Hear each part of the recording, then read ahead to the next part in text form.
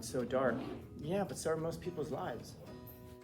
How is this going to be any different if it happens immediately or if it happens over the course of the next 60 or 70 years? Because most people do live lives of quiet desperation. They feel like they have to go someplace. They feel like they're being forced in certain directions. And that's because we simply don't realize the scope of the choice that we actually do have. Not that we could have, because remember, we're always thinking like, if I just had more money, or if I just had more of this, or just had more of that, my life would be better. You'd be the same person. You'd be the same person. I wonder if you had more money, if you would just think, oh, but I just need a little bit more, and a little bit more, and a little bit more. If I just had a little bit more freedom, if I just had a different job.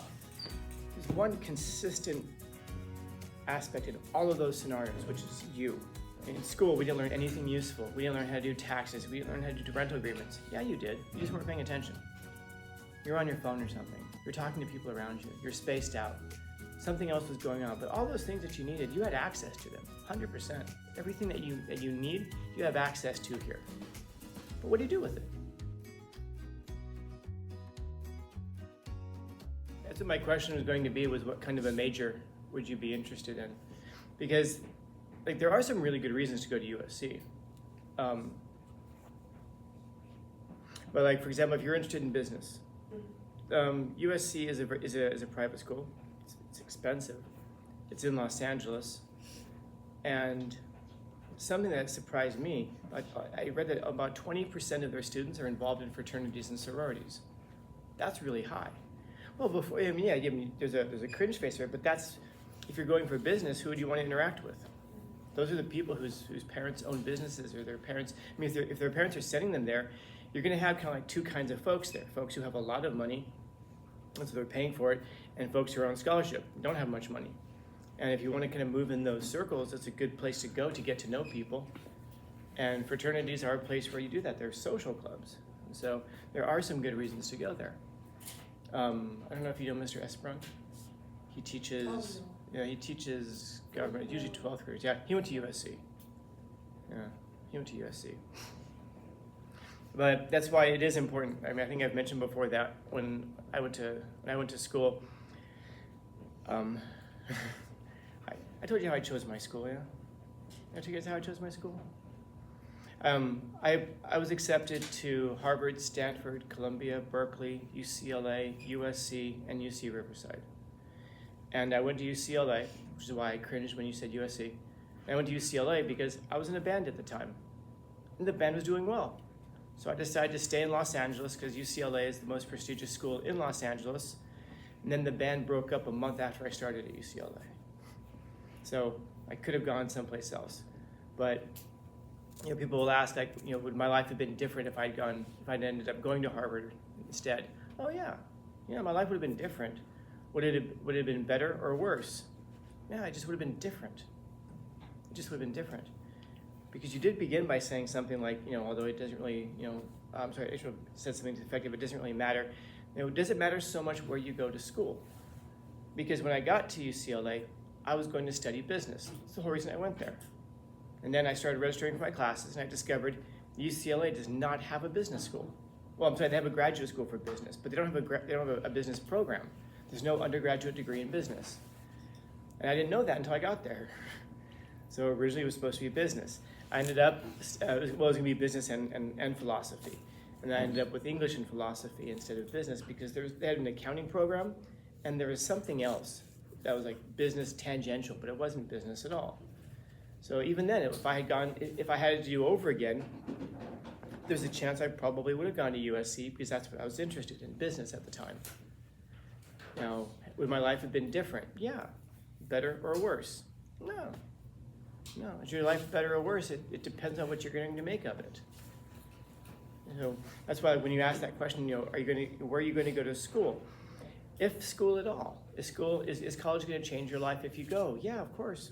Anything you do is going to change your life, though. How big the decisions will oftentimes tell you how big the impact is going to be. Like if you go to college or not, that's going to be a big change in your life for a number of reasons. Maybe better, maybe worse, but who knows? It's going to be what it is that you make of it. A lot of people end up going to school and then they're working over at Starbucks. For most people, college is a really, really bad idea. It's a whole bunch of debt to go and have people talk to us, and unless you really value education, and if I took a poll among most of us, I mean, really, how many of us really value education? And I don't just mean like, I want to get a piece of paper, I want to get a degree, because I can take that piece of paper and then I'll get a job, and then you end up working your whole life for a job which is just to pay off your student loans. I don't know how much of a life that is, because that's a life that you get locked into. That's a life you get locked into. When you find yourself buried under $100,000 in debt, you're not working because you want to. You're working because you have to. And there's nothing that we like to, I mean, there's almost nothing that we enjoy doing when we have to do it. Think of it right now. If I were to ask you guys, how many of you guys really just love coming to school? How many of you guys value education? And again, I don't just mean like you like hanging out, or you want to get a piece of paper, but you really value education. Very few of us will raise our hands.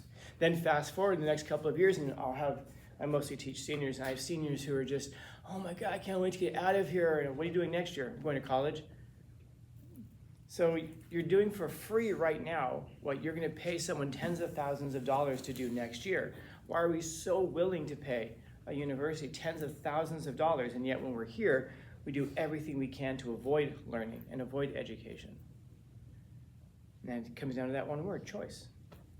You get to go to college. We apply to college and we get some level of validation when they accept us. If Columbia says to you, you're good enough to come here, we feel like we've accomplished something. And yeah, kind of, you're accepted there. But that's just like one step. After that, you're supposed to get an education. Graduation, fine, you get there. But the whole idea is it's supposed to prepare you for life. And think about how many college degrees we pursue that actually prepare us for life. I guess it depends on the direction you're going to go in life. What are you going to be? What are you going to do? And that's why I was asking you what it is that, why that would be a sad thing, that you don't know what you want to do in life, or you haven't made a plan yet or a decision. I don't know, maybe you're 16? Yeah.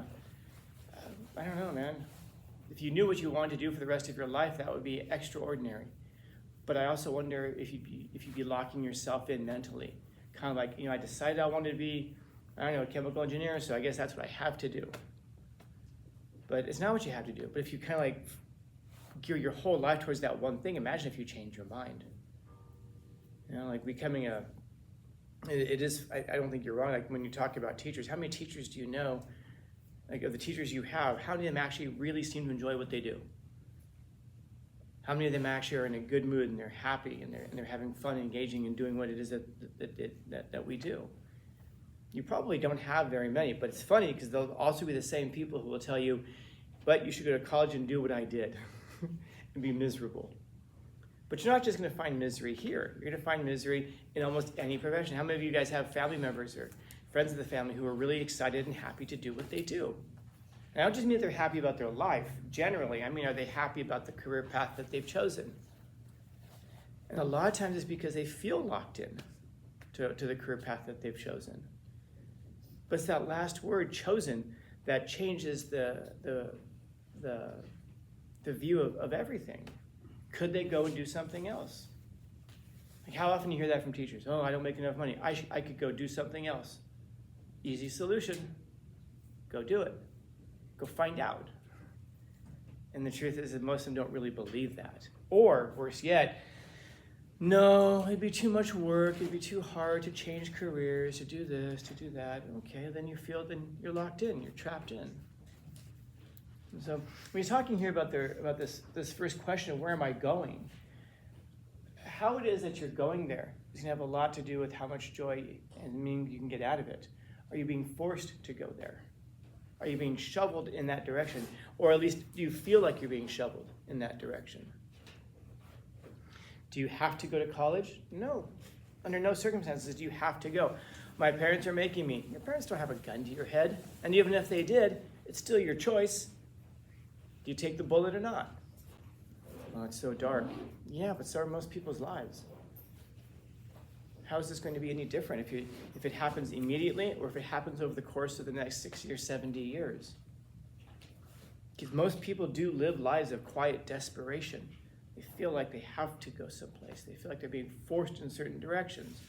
And that's because we simply don't realize the scope of the choice that we actually do have. Not that we could have, because remember, we're always thinking like, if I just had more money, or if I just had more of this, or just had more of that, my life would be better. You'd be the same person. You'd be the same person. I wonder if you had more money, if you would just think, oh, but I just need a little bit more, and a little bit more, and a little bit more. If I just had a little bit more freedom, if I just had a different job. There's one consistent aspect in all of those scenarios, which is you. But it settles up with this first choice. Where are you going? Because wherever you're going, you're choosing to go there. You're taking yourself there.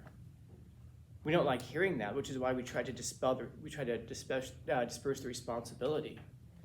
Why is it that some students will come here and actually get something out of it? Well, that's because that's where you're going, it's where you've chosen to go.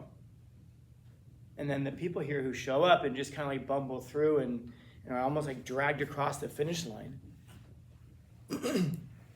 And then they wonder down the road, God, why is my life shit? Why is it the way that it is? Oh, it must be because of them. It must be because of other forces that are acting upon me. No, go back and ask yourself, what were you doing during all those times? And like I hear I see those things on Instagram all the time. In school, we didn't learn anything useful. We didn't learn how to do taxes. We didn't learn how to do rental agreements. Yeah, you did. You just weren't paying attention. You're on your phone or something. You're talking to people around you. You're spaced out. Something else was going on. But all those things that you needed, you had access to them, 100%. Everything you need access, everything that you need, you have access to here. But what do you do with it? Now, it's impossible probably to take advantage of 100% of the opportunities that you're given. But what percentage are you taking advantage of? And what would you do if you had more? Now, the people in Cornell, they have it so much better. Yeah, but you're not taking advantage of all the opportunities that you presently have. Why do you think you would do any better if you had more opportunities? It would just be more excuses and more reasons. But the personality type that is able to make this decision about where they're going, and to be able to do it, by the way, without being concerned about the who, that's going to be the personality that's going to be successful. If you're having to wait for everybody else to go along with you, how many people want to go the extra mile? How many people want to show up early and stay late? If you have a few people around you who do, that's great. Because now you've got yourself a little tribe that can keep pushing each other. And iron sharpens iron, of course. And if you've got a group of people with you who want to get better, well then 100%. Great. That's fantastic. You have people to motivate you. But are you the kind of person who's going to show up even if nobody else shows up with you? You will find those other people who do show up early. You get to the gym early. I don't know if any of you guys go to the gym right now, but you're going to find if you go at the same time every day, you're going to come across most of the same people because people share those same schedules. If you show up early in the morning, you're going to come across a very different person than if you show up late at night. So what time are you showing up? Not just at the gym, but in life, generally. Because if you're showing up at the same time, you're coming across the same people. And if you're coming across the same people who you feel like are dragging you down, which, by the way, you're probably dragging them down also, it's probably reciprocal, well, then that becomes an important thing. And so, where are you going? You don't need to know like a final destination. Like you don't need to say, I'm going to be a surgeon. I'm going to be an engineer. Because, if you were 16 and you knew what you wanted to do with the rest of your life, probably a boring person. Some of the most interesting 40-year-olds I know right now don't know what they want to do with the rest of their lives. And that's because if you're a person with a variety of interests, then you're going to always be changing your mind about what it is that you want to do. And because the problem in life is not that there's nothing to do. The problem is there's so much to do. Yeah, there's so much to do. There's so many fascinating things in the world. If you explored the whole world for the rest of your life, you'd barely scratch the surface. You guys remember what it was like being a little kid? When you're a little kid, what do you want to do? I don't know if any of you guys were that person who when I grow up, I'm gonna be an astronaut, but then I'm also gonna be a veterinarian. I'm gonna do both. Why? Because you had this wonder, you had this fascination with the world. You know more about the world now. There should be more wonder. There should be more fascination with it. And the older you get, but again, going back to it, people live these lives of quiet desperation that they go in the opposite direction. The more and the longer they live, oftentimes, the less of an interest they have in it. And that's because they narrow the scope of themselves, because they limit themselves of who they surround themselves with. They start to believe that where they can go is impossible. Very few things are impossible. There are impossible things. I am never going to play third base for the Dodgers, unfortunately. I want to be a combat aviator also. I want to fly planes and shoot down bad guys. But I get car sick. Can't shoot down bad guys in F-16s if I'm going to be getting car sick. So you modify. But you could go your whole life and go, but those two things I really wanted to do, that ruins my whole life since I can't do them. There are hundreds, if not thousands, of other things you can do. So the thing is, like I said earlier, you take yourself with you wherever you go. So are you the person who's going to find joy in whatever you do? Or are you the person who believes you can't find joy unless things happen to you? So, questions, comments, concerns, complaints, criticisms, critiques? All over the place today. We'll get there.